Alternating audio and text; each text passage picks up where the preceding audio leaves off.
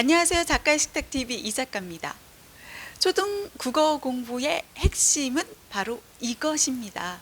이것만 매일 해줘도 효과는 아주 큽니다. 이것은 무엇일까요?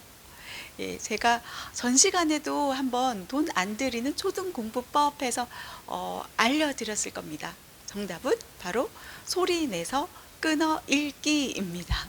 낭독의 효과라고 하죠. 한번 교과서 꺼내 읽게 하고 책 꺼내 읽게 해보는 거예요.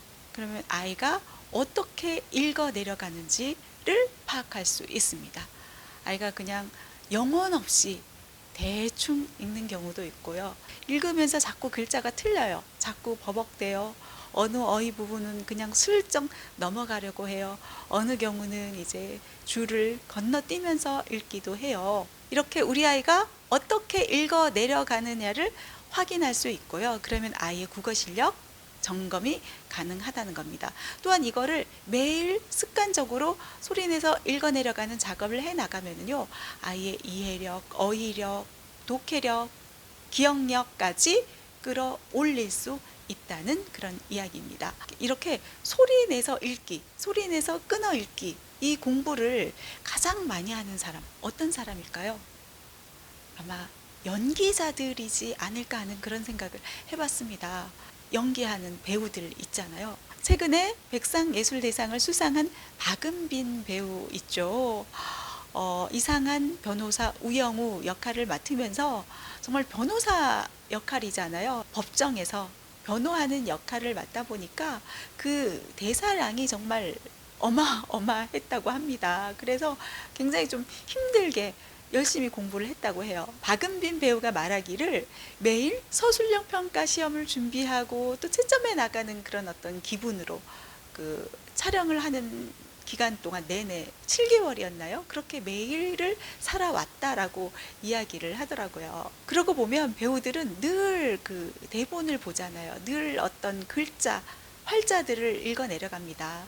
그러면서 그냥 영혼 없이 읽어 내려가는 게 아니죠. 정말 연기 잘한다 하는 배우들 어떤가요? 정말 끊임없이 연습하고 어떻게 하면 또 감칠맛 나게 대사를 치지? 이 영혼을 갈아 넣을 정도로 정말 열심히 노력하면서 연기를 해 나가지 않던가요? 이 박은빈 배우의 이야기를 해보면은 그동안에는 이렇게 대사를 외울 때 그냥 속으로 외웠었다고 해요. 대사를 연습할 때 이제 속으로 외웠었다는 거죠. 그런데 이 우영우 역할을 맡으면서부터의 어떤 달라진 점이라면은 대사를 외울 때 말을 내뱉으면서 외워나갔다는 겁니다.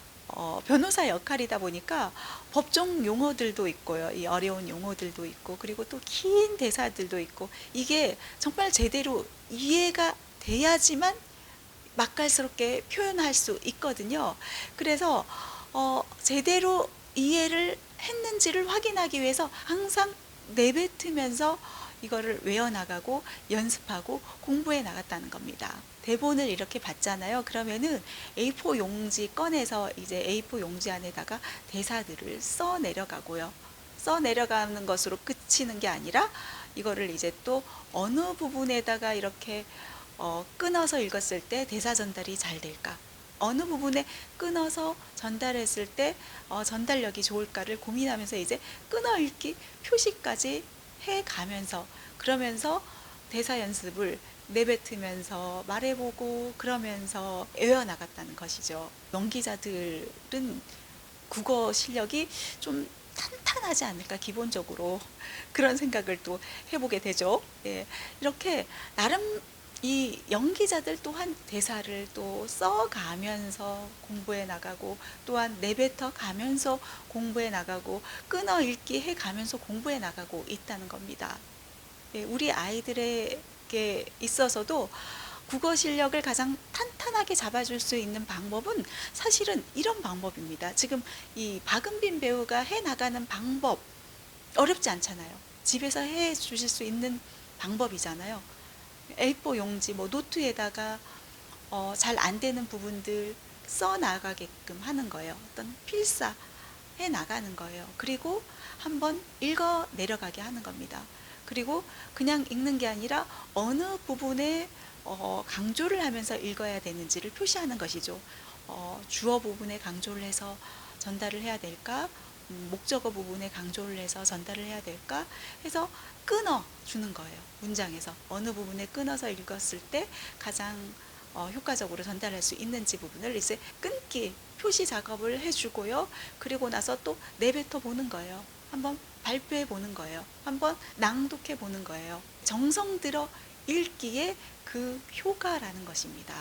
그래서 정성 들어 읽어 내려가다 보면은 앞서서 얘기했듯이 이해력을 키워나갈 수 있고요. 또한 어휘력 또한 키워나갈 수 있습니다.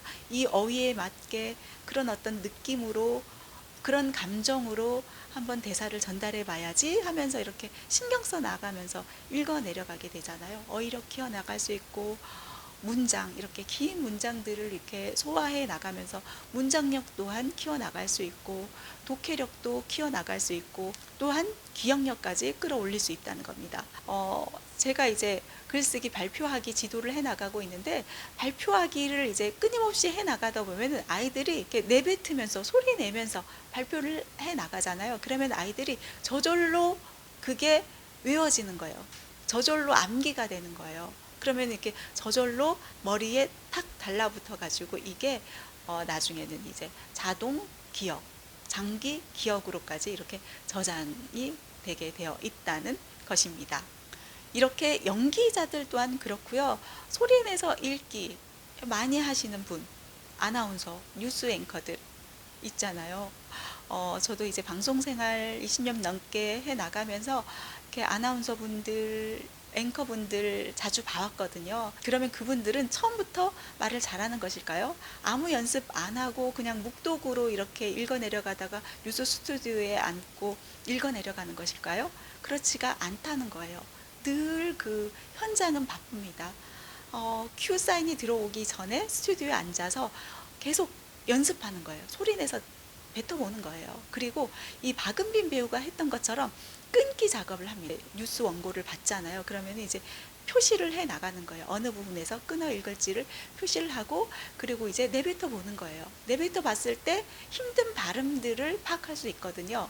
힘든 발음들 그런 부분들에 이제 표시를 하고 잘 안 되는 부분 좀 실수하는 부분들 잘 표시를 해줘 가지고 그 부분에 더 주의 깊게 이제 바라보면서 신경 써 나가면서 읽어 나가는 것이죠. 그런 어떤 과정을 거치고 나서 이제 뉴스 안에서 정말 멋있는 모습들을 우리가 만나볼 수 있다는 것입니다.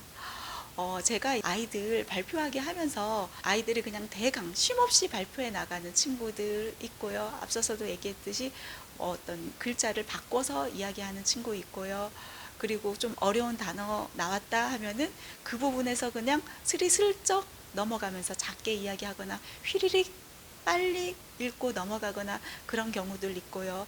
또 어떤 친구 같은 경우는 줄을 건너뛰어서 읽는 경우들 있고요. 정말 다양하거든요.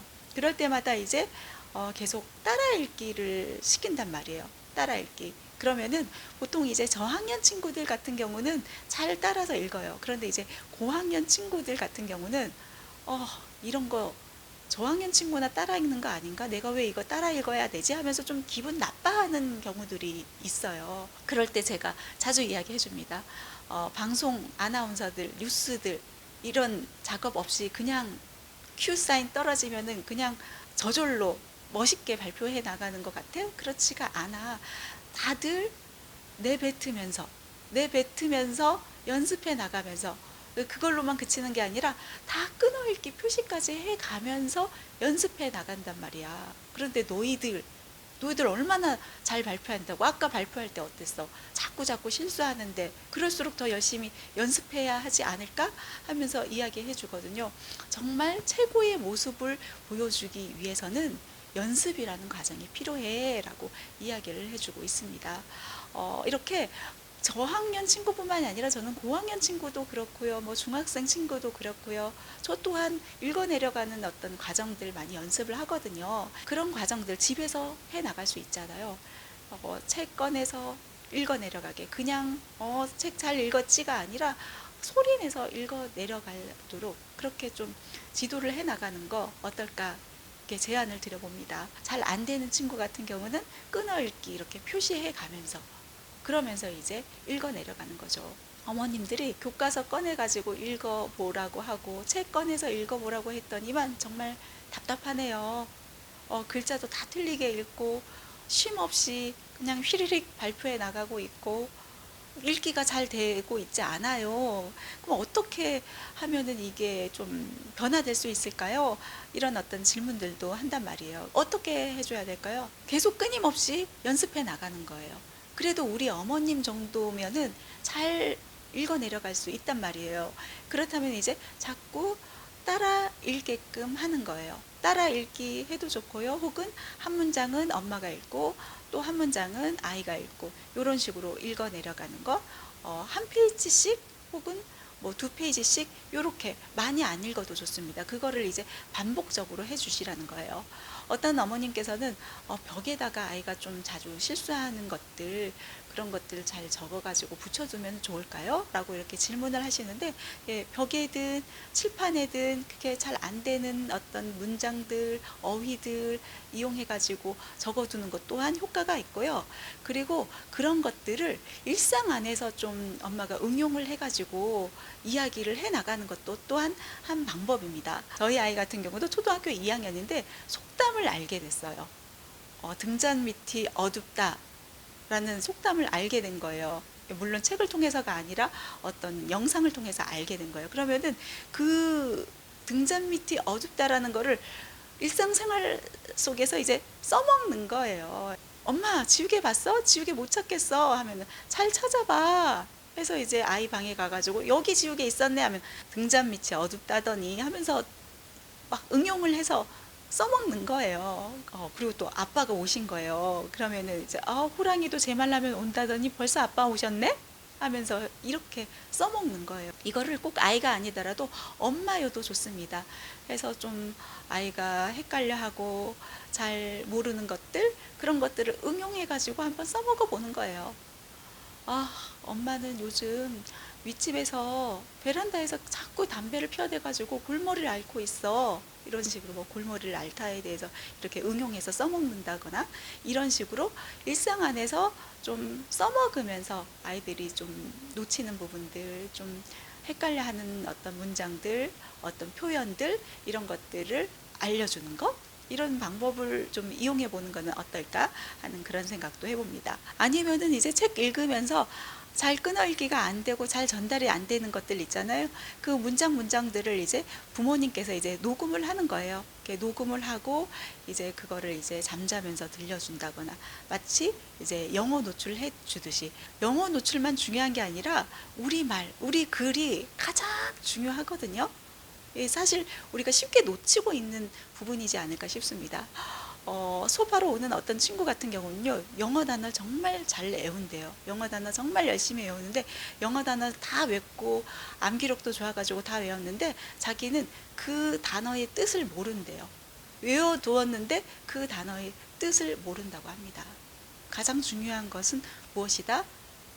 우리 말, 우리 글, 얼마만큼 유창하게 사용할 수 있느냐, 그 유창성을 길러주는 일, 놓치지 않으시길 바랍니다. 초등국어 공부의 핵심은 무엇이다? 소리내서 끊어 읽기에 있다.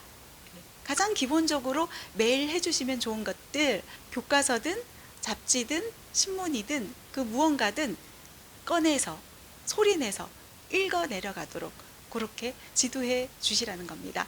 교과서 읽기 같은 경우는 뭐 예습, 복습 이렇게 학습의 효과도 있고요. 이렇게 읽어 내려가는 것만으로도 국어 실력, 말하기 능력, 글쓰기 실력 끌어올릴 수 있다는 얘기입니다. 네, 오늘 이 시간 여기서 마무리하겠습니다. 감사합니다.